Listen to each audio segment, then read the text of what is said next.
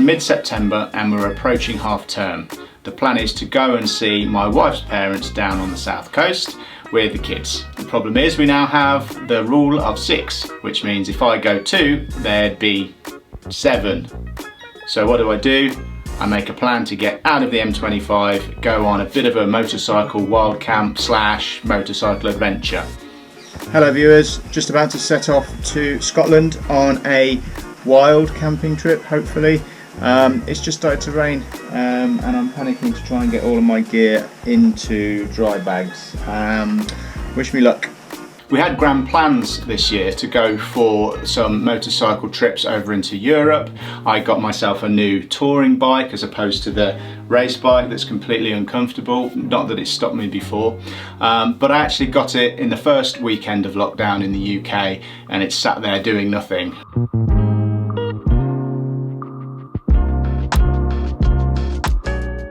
So I messaged my dad, I said, hey, let's get out of Dodge, let's go up to Scotland, let's go on an adventure.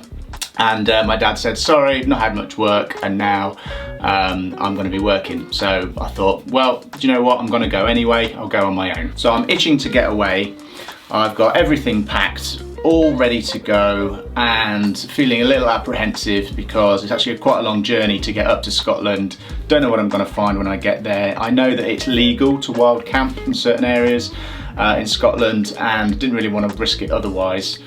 And then I get a text message from my dad. He says, hey, guess what? My work's fallen through. I'm coming with you. So I think, great. I've only got a tent for one. I've only got food for one, etc, etc.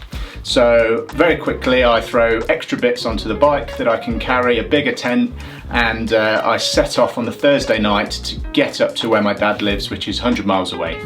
Off we go.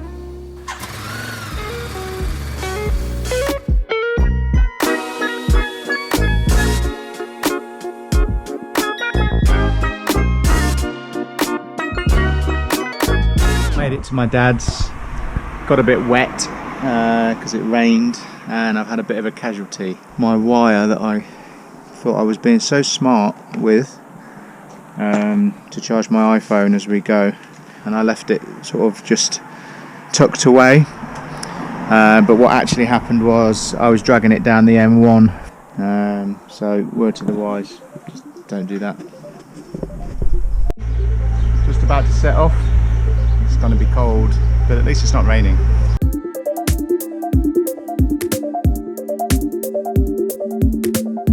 So my dad has this plan to go up the east coast of England rather than straight up what would be the M6. We'll go up there and there's some good roads up near, just below Middlesbrough, and then we'll cut across past Edinburgh and go up to Scotland that way.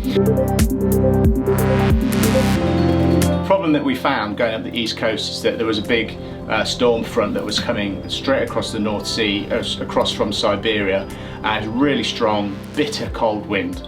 Eventually we make it across to the east coast where my dad starts to pick up some bearings of where he's been before. And he also suggests that we go and try and have a look at Lindisfarne. Unfortunately, when we got to Lindisfarne, the storm front had come across and it was completely foggy and misty and started to rain and sleet and we couldn't see anything.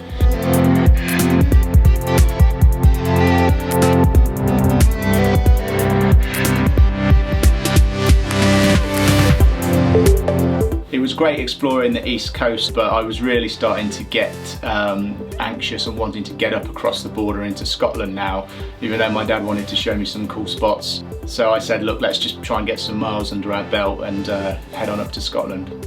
So we passed the border and the weather actually started to get better. It was still quite windy. Problem we were having now is that we were really losing daylight. When we got up to Loch Lomond and we started going further north, my earlier bravado about wild camping was starting to slip a little bit, because if we couldn't find somewhere to camp with a water source, we wouldn't really be able to eat and drink. The sun was starting to go down and we were losing the light, but it was so beautiful. We just sort of drifted all the way up to Loch Lomond. And we could see lots of people stopped and camping and with campfires and things, and I thought this must be a great place to stop and camp. And we found a lovely spot and it was so picturesque. This is where we're going to wild camp. Not too bad, hey?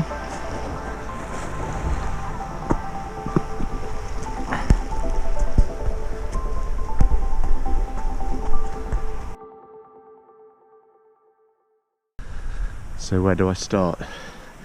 We didn't camp in that spot because immediately after we noticed a sign saying no camping because we were too close to Loch Lomond. Well, actually we were on Loch Lomond. Just goes to show that you need to do some research. You probably think, what a numpty, everybody knows that. I didn't know that. Too many things to think about, and I wasn't actually planning on going to Loch Lomond anyway, but it's just kind of how we ended up going. We did pull into one campsite and they said sorry, no room at the inn. Recommended another place, and we managed to have some food and yeah, had a little campfire right next to this little stream, which was absolutely perfect. But this is what I wanted and this is what we got. I mean, is there anything better than this? It did get down to 0 or 1 degree last night. I was warm enough. I had a small thin army airbed, but my dad was on the camp bed and I woke up to him shivering, so we've wrapped him in all of the bike gear and everything, and but then I couldn't sleep after that because I thought I was going to wake up to my dad being an ice pole. I've just checked and he's all right. Get some coffee on the go, I think, and then see if we can get a bit further north. It's going to make the ride home even longer tomorrow. I'm not sure my dad will be so keen to camp tonight, so we may be able to find somewhere that's got a little, maybe one of those little pods, what do they call them? Little huts. That might be the compromise we come up with. Okay, get some coffee on the go.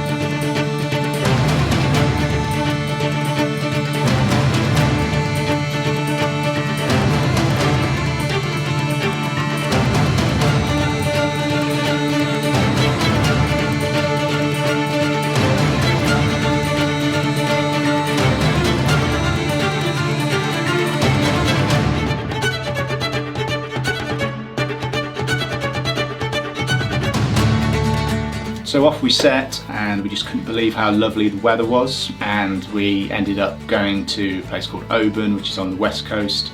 We sat and had some fresh seafood next to the water. We called some relatives just to say hi who used to live in Scotland. We were then discussing where we were going to sleep that night. Do we just buy some more camping equipment or try and find a glamping pod?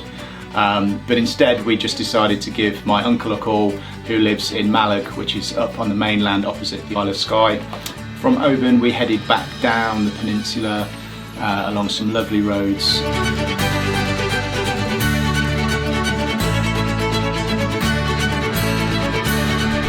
How do? Sunshine!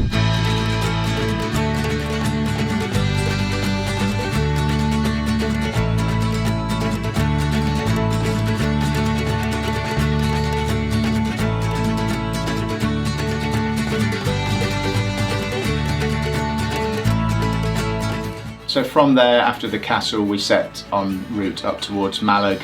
The roads really are just so incredible. No one on them, just sweeping bends. I couldn't believe the conditions that we found ourselves in.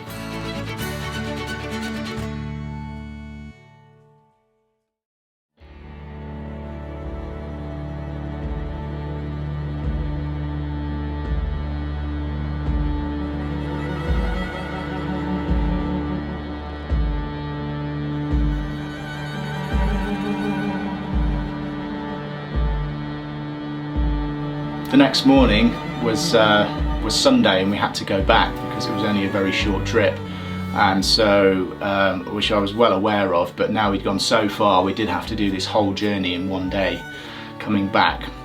So on the way back down, the weather was really beautiful as well. We were so lucky, and I wanted to get some tripod shots so we can just have something to remember our trip by. Pictures of me and my dad and on our bikes, and he said, oh, I know a place called Glenfinnan, which is really nice.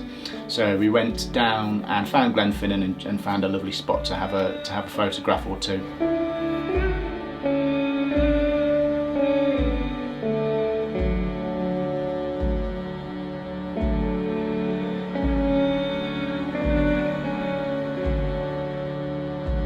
From there we headed back down towards Loch Lomond. There was a lot of people through Glencoe, because we skipped Glencoe on the way. Everyone was stopping there for photos as well, so we did too, just to have those little keepsake photographs, and I just didn't want to leave.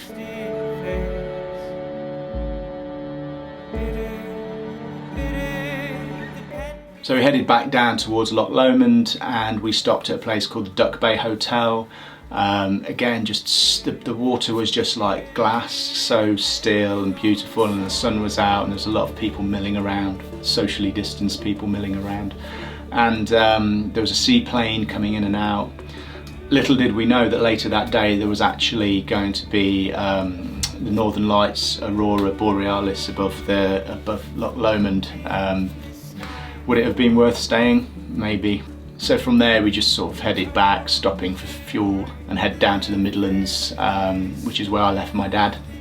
There was something a bit final about the way we said goodbye. It seems odd to say it now, but it was just the fact that we'd done something so amazing that we both love to do, having had such a crazy year, that we just, I don't know, we just sort of embraced and said goodbye. My dad was a bit worried about me doing another sort of 100 miles back down to where we live, I guess, having just done all of that riding. So I figured I just put it down to that. Maybe he's just a bit worried about me carrying on, but he didn't stop me, and off I set and arrived home. And that was my sort of 12-hour and almost 600 miles of saddle sore on the new bike. So about a month after we got back from Scotland, my dad got sick with the virus and died shortly afterwards, and it just seemed so odd that we had sort of an emotional goodbye after our trip, and it felt a bit final, because we don't tend to do a lot of displays of affection in our family, and saying goodbye, you know, in the way that we did was it's almost as if we knew. So I guess my message is, don't wait for a perfect time to do anything, because there won't be one. Seize every opportunity you have to go and do something you love, and do it with people that you love, because they won't always be there. And make more videos, because had I not just taken my GoPro, I wouldn't have a lot of these little snippets of time with my dad, or documentation of our trip. Take care, and I'll see you soon.